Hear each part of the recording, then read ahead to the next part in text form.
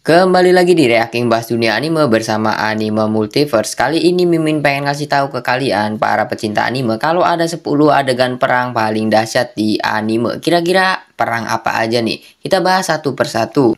Yang pertama ada Perang Dunia Kedua. Adegan perang paling dahsyat di dunia anime yang pertama tidak lain adalah Perang Dunia Kedua. Bisa dibilang dan memang harus diakui, jika semua adegan perang di dunia anime merupakan sebuah peristiwa yang tidak benar-benar terjadi atau hanya fiktif belaka. Namun hal berbeda diperlihatkan oleh film garapan Studio Ghibli, yaitu Grave of the Fireflies. Perang memang selalu membawa kesengsaraan bagi semuanya. Masyarakat biasa selalu menjadi korban dari peperangan, dan inilah yang coba dihadirkan oleh Hayao Miyazaki dalam film Grave of the Fireflies, di mana kita diperlihatkan bagaimana kondisi penduduk Jepang saat Perang Dunia Kedua. Seita dan Setsuko adalah kakak beradik yang sedang berjuang untuk bertahan hidup di tengah-tengah situasi perang. Keduanya mengalami masa-masa yang sangat sulit, dan mereka selalu hidup dengan diliputi ketakutan dan kelaparan setiap harinya. Tidak ada keajaiban atau cerita dongeng dalam film ini. Namun kita diperlihatkan fakta menyedihkan dan mengharukan bagaimana dampak dari peperangan yang terjadi di dunia nyata. Banyak momen menyentuh yang muncul di momen tersebut, seperti bagaimana salah satu dari mereka akhirnya tewas akibat kelaparan. Yang kedua ada Battle for Paradise.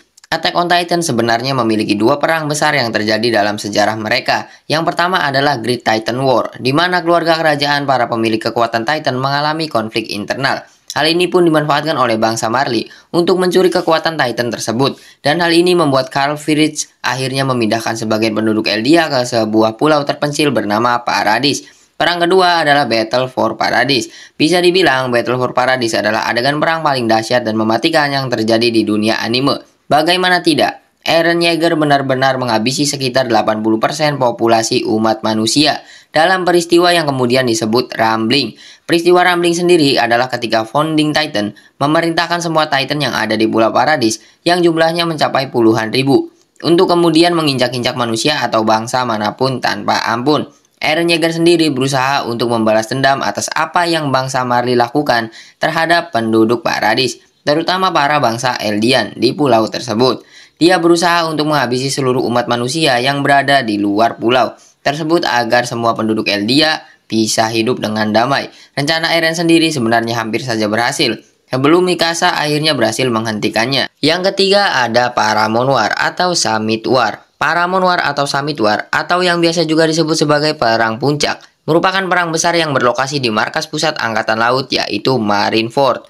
Perang ini sebenarnya sudah diprediksi oleh Angkatan Laut, yang mana mereka sudah menduga jika kelompok bajak laut Whitebeard mencoba untuk membebaskan Port Castile saat akan dieksekusi mati. Seluruh armadanya berkumpul di sana dan seluruh pasukan Angkatan Laut mencoba untuk bertahan dan mempertahankan markas Angkatan Laut dari serangan Whitebeard. Perang Puncak ini jadi salah satu perang dengan skala paling besar saat ini di cerita One Piece. Selain juga perang puncak di Onigashima dan perang di Pulau Egghead yang masih berjalan hingga sekarang, banyak angkatan laut yang harus tewas dan terluka parah akibat serangan dari kelompok Whitebeard. Di satu sisi, kelompok Whitebeard sendiri harus menerima fakta banyak sekali korban jiwa akibat serangan dari para angkatan laut yang kuat.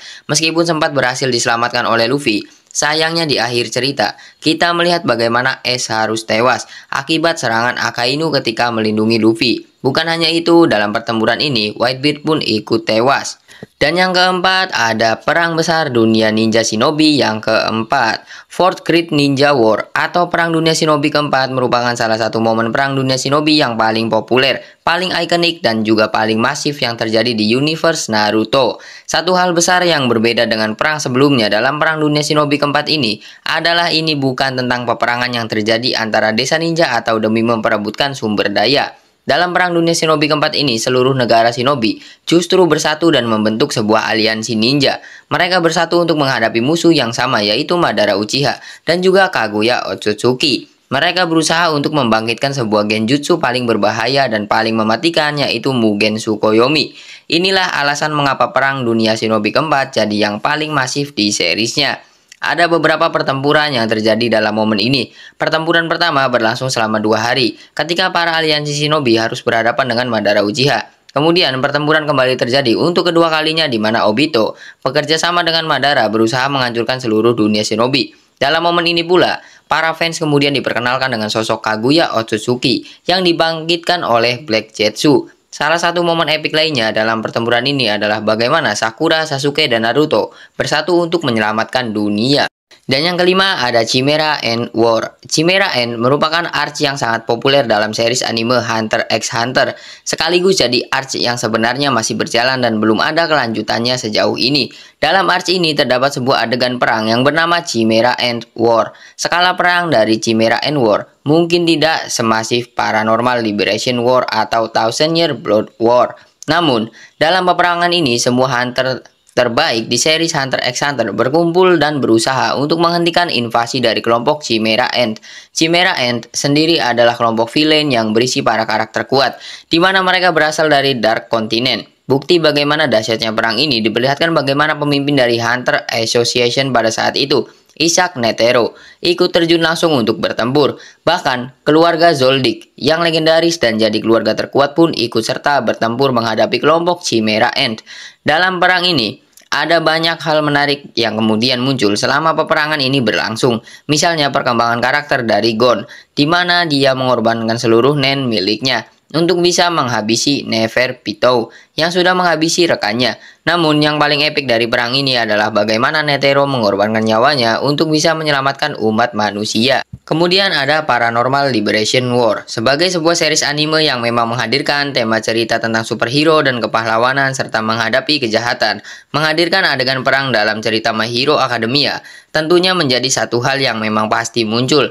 Dan seriesnya menghadirkan salah satu adegan perang paling dahsyat yang ada di dunia anime, yaitu Paranormal Liberation War. Paranormal Liberation War merupakan all-out war, atau perang dengan kekuatan penuh antara para dua kubu utama dalam ceritanya, para hero dan villain. Hal ini terjadi ketika para hero mendapatkan informasi dari hoax bahwa kelompok Paranormal Liberation Front, yang merupakan organisasi villain paling besar dalam seriesnya, memiliki rencana untuk melangsungkan serangan besar-besaran yang akan menghancurkan seluruh Jepang. Mereka berpacu dengan waktu, karena para villain tersebut berusaha untuk membangkitkan kembali Shigaraki. Pada awalnya, mereka menduga jika penyerangan tersebut sukses dengan jumlah korban yang sangat sedikit. Namun ketika Shigaraki kemudian terbangun dan sadar, akhirnya semua berubah menjadi kacau. Banyak hero yang harus tewas akibat quirk milik Shigaraki. Setelah bertarung menghadapi para hero kuat, Shigaraki pun kabur. Dan yang ketujuh ada Isval Civil War. Dalam cerita Full Metal Alchemist, kekuatan sihir merupakan hal yang lumrah digunakan dalam berbagai hal termasuk peperangan. Dan dalam cerita Full Metal Alchemist Brotherhood, kita melihat bagaimana kekuatan sihir digunakan dalam salah satu adegan perang paling dahsyat dalam dunia anime, yaitu Isval Civil War, atau Perang Saudara Isval. Perang ini terjadi akibat kesalahpahaman yang muncul. Dalam ceritanya dijelaskan setelah sebuah proses besar-besaran yang salah sasaran membuat seorang penduduk anak-anak di Isval tewas. Perang saudara pun akhirnya pecah di negara tersebut. Perang tersebut benar-benar sangat mematikan dan dahsyat, yang mana ada banyak sekali korban jiwa yang melayang dalam peperangan ini. Ironisnya, ada satu sosok yang kemudian dianggap dalang dari perang mematikan tersebut. Konspirator atau dalang dari Isval Civil War ini tidak lain adalah villain utama di seriesnya, Father. Dia memiliki rencana jahat yang besar di mana salah satu tahapan adalah menciptakan sebuah konflik yang besar. Konflik tersebut kemudian menjadi awal mula terbentuknya kelompok transmutasi. Dan yang mengerikan adalah perang tersebut seolah jadi momen untuk melakukan pembantaian massal. Kemudian ada The Joey War. Gintama mungkin lebih terkenal sebagai anime komedi yang banyak menghadirkan referensi karakter atau bahkan anime lainnya. Bahkan kepopuleran Gintama sebagai anime komedi paling kocak ini membuat orang mungkin tidak percaya jika ada adegan perang paling dahsyat dalam ceritanya. Dan adegan perang tersebut tidak lain adalah The Joy War. Dalam cerita animenya, Bakufu merupakan sebuah kelompok resistensi atau kelompok perlawanan yang sengaja dibentuk untuk menghadapi Amanto. Amanto sendiri merupakan sebuah kelompok alien dari luar angkasa yang memiliki misi untuk menginvasi dan mengambil alih bumi. Para Bakufu tidak percaya dengan kedatangan para Amanto ke bumi, yang membuat mereka akhirnya melakukan perlawanan. Sayangnya, Bakufu kalah dalam persenjataan dan teknologi yang digunakan untuk menghadapi Amanto. Orang-orang pun mulai tidak yakin jika Bakufu akan menang, yang membuat mereka akhirnya mau memuja para Amanto. Namun, Bakufu akhirnya menggunakan strategi untuk menghadapi para Amanto secara satu persatu. Pertarungan yang terjadi di antara mereka bisa dibilang sangat epik, karena masing-masing memiliki kesulitan untuk menghadapi lawan. Dan yang kesembilan ada Thousand Years Blood War. Kalian tentunya sudah sangat mengenal perang paling mematikan dan paling bersejarah dalam series Bleach ini. Apalagi di tahun 2023 kemarin, animenya kembali menghadirkan bagian kedua dari adegan perang paling dahsyat di dunia anime ini. Dalam ceritanya, bangsa Quincy's kembali muncul setelah 1000 tahun. Mereka berencana untuk membalas dendam atas kekalahan mereka serta pembantaian yang dilakukan oleh Soul Society pada 1000 tahun yang lalu.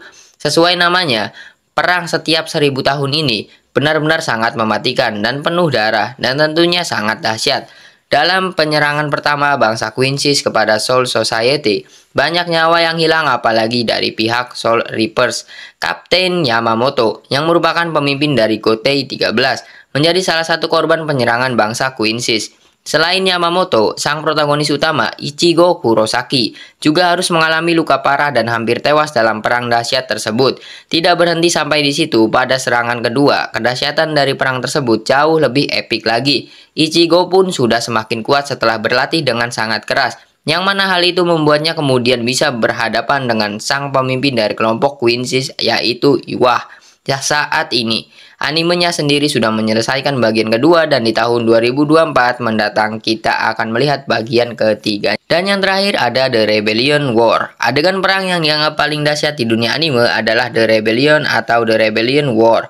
Code Geass merupakan salah satu series anime yang populer di mana alur ceritanya tidak hanya sekedar menghadirkan elemen mecha atau robot.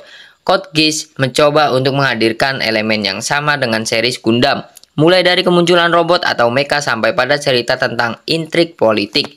Tidak lupa juga elemen militer serta karakter yang sangat kompleks coba dihadirkan dalam series anime karya Ichiro Okochi dan Goro Taniguchi ini.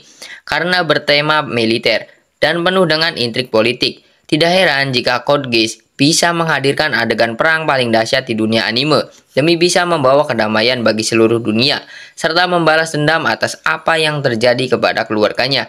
Lilo Lamperog menggunakan kekuatan yang dia miliki, Geass, untuk menghadirkan sebuah gerakan pemberontakan. Kemampuan tersebut membuat Lilo bisa memerintahkan siapapun untuk mau mengerjakan apa yang dia inginkan, termasuk memunculkan pemberontakan yang mana peristiwa inilah yang kemudian disebut sebagai The Rebellion.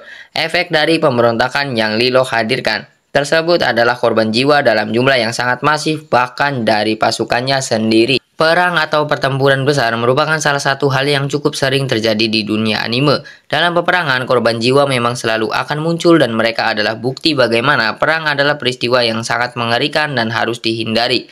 Apapun alasannya, peperangan merupakan sesuatu hal yang tentunya harus bisa dihindari dan anime tadi yang sudah disebutkan bisa jadi contohnya. Nah, kalau menurut kalian gimana? Dari perang yang tadi sudah Mimin sebutkan, mana yang paling dahsyat dan paling epik? Kalau menurut Mimin sih tetap ya, perang besar ninja yang keempat di Naruto itu paling dahsyat dan paling epik kalau menurut Mimin. Kalau menurut kalian gimana? Boleh tulis di kolom komentar. Terima kasih untuk kalian yang sudah menonton video ini sampai habis. Jangan lupa untuk like, comment, share, dan juga subscribe. Sampai berjumpa di video selanjutnya.